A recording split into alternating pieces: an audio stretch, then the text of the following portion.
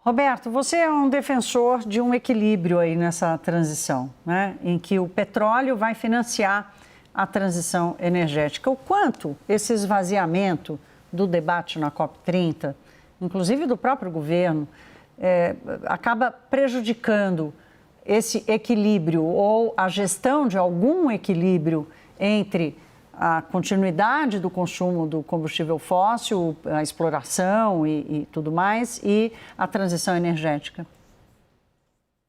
Então, Thaís, nós não só defendemos que o petróleo e os combustíveis fósseis continuarão sendo muito relevantes e, portanto, eles têm condição de financiar uma parte do processo de transição energética. Veja que hoje, de cada 3 barris de petróleo que se produz no Brasil, 2 barris são dirigidos a impostos e taxas, né? Então, já existe hoje uma quantidade gigantesca de recursos.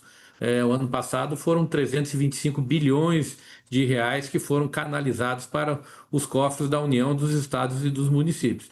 Então, e como o presidente Lula foi feliz quando disse que a necessidade de se fazer uma transição planejada e justa, essa inclusive é a expressão que foi aprovada lá em Dubai durante a COP 28, né?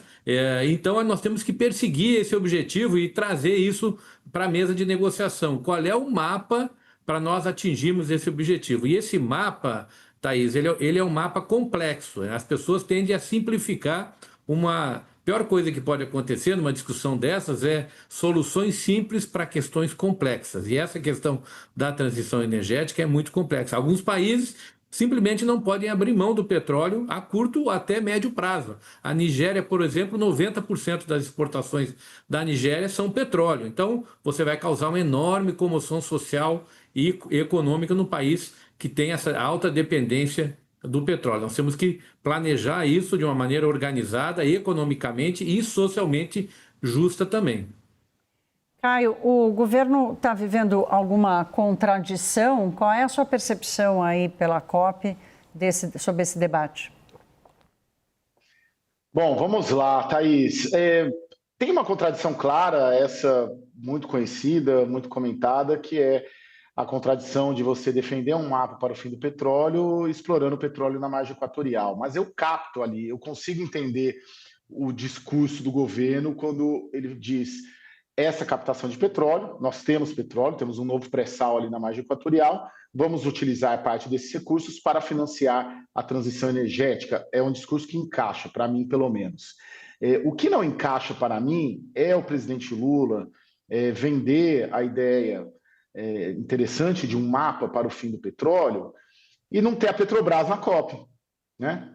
Ter o terceiro escalão do Petrobras na COP, a Magda Chambriard não ir na COP, né? Ou seja, a principal petroleira, a maior empresa brasileira, responsável pela exploração, comercialização do nosso petróleo, não está discutindo o mapa do petróleo que o presidente da República propôs, né? Hoje, o debate que teve, Roberto participou, inclusive, o ministro de Minas e Energia não foi, né? Então, assim, não dá para ser só a Marina Silva discutir um mapa de transição fóssil, com todas as resistências que a Marina Silva tem dentro do governo Lula, por parte do Centrão e por parte do próprio, também ali, Ministério de Minas e Energia, que tem uma contradição ali também.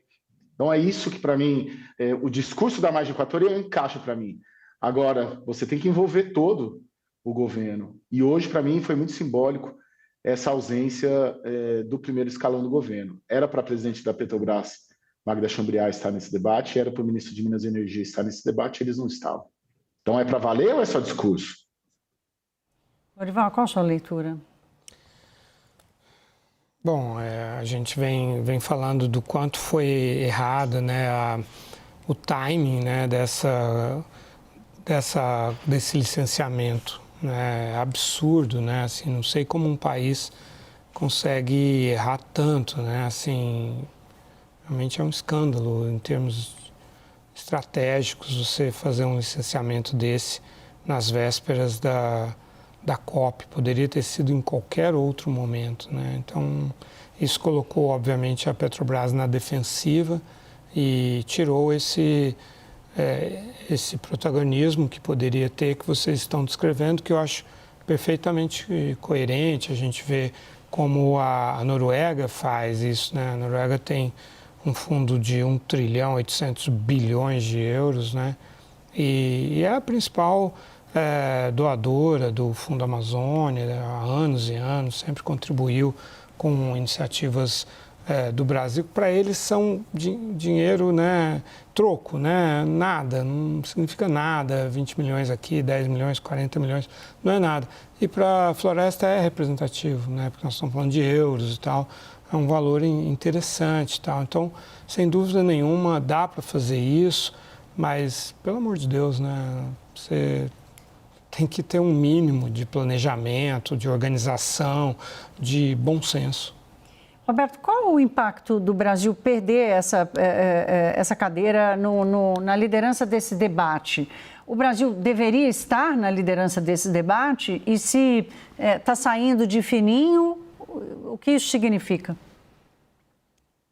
A gente costuma dizer, né, que a COP30 ela é na Amazônia, mas ela não é sobre a Amazônia, né? A Amazônia é um dos temas que estão sendo tratados aqui na COP. Os países produtores de petróleo são cerca de 60, 70 países que se distribuem ao redor do mundo, concentrados na África, na América Latina, né?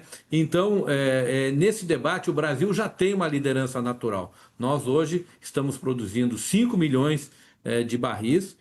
É um barril, inclusive, com baixo teor de carbono, ou seja, o nosso produto é um produto diferenciado num contexto de transição energética. Então, o Brasil vai continuar sendo um player importante pela sua própria posição dentro do mercado mundial de energia. Além disso, né, a gente tem essa questão da matriz energética brasileira, os biocombustíveis hoje são relevantes, o Brasil hoje é o segundo maior produtor mundial, então a gente tem condições de apresentar não só uma produção de petróleo que é muito responsável e muito executada com muita garantia, né, inclusive ambiental, né, a gente produz 3 milhões de barris de petróleo todos os dias na frente do Rio de Janeiro e de São Paulo, né, com muita segurança, né, com muita confiança operacional. Então, a gente quer, inclusive, duplicar esse modelo lá na margem equatorial, porque o Brasil vai precisar. Acabou de sair um relatório da Agência Internacional de Energia, 2 dias atrás, indicando que, pelo menos até 2050,